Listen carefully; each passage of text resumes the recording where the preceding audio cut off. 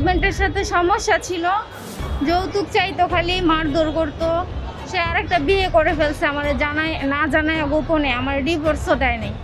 এই জন্য আমি কোর্টে মামলা করছি অ্যাডভোকেট মিঠুন সাহা যে ভাইয়া আছে ওনার কাছে। ওরা আমার মারধর করতো, ইভেন কি বাজার করার টাকা আমার বাপের বাড়ি থেকে নিতে বলতো, বাইক কিনে দাও, তারপরে আমি বিদেশ যাব, আমাকে টাকা দাও। একবার 2 লাখ টাকা নিয়েও দিছি আমার বড় আপুর কাছে থেকে।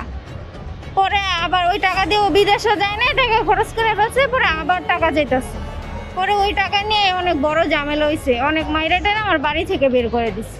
এই মেয়ে নিব না, আমার শ্বশুর বলতেছে আমার পোলারে আমি আরেক জায়গায় আবার বিয়ে করে ফেলবো টাকা যৌতুক টাকা নিয়ে। মামলা করার পরে ওরা বিয়ে করাইছে। বিয়ে করার পরে ওরা আমার কয় কি যে আমি আরো বিয়ে করবো, তুই কি করবি কর, তুই খালি চেয়ে দেখ, কোর্ট কাছারি করবি, আমারে কেউ কিছু করতেই পারবো না।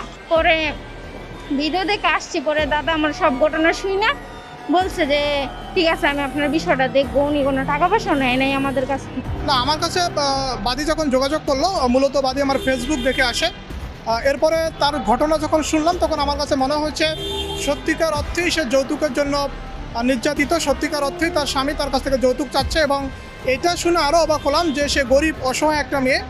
সেই মেয়েটার কাছ থেকে আসামি 2 লক্ষ টাকা ক্যাশ টাকা নিয়েছে।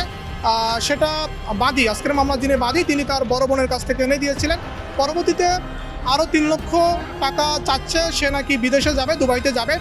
সর্বোপরি আমার কাছে মনে হয়েছিল যে মেয়েটা নির্যাতিত, এই মেয়েটার পাশে দাঁড়ানো উচিত, এবং সেই জায়গা থেকে আমি এখন পর্যন্ত 1 টাকাও নেই আর ভবিষ্যতেও নিব না।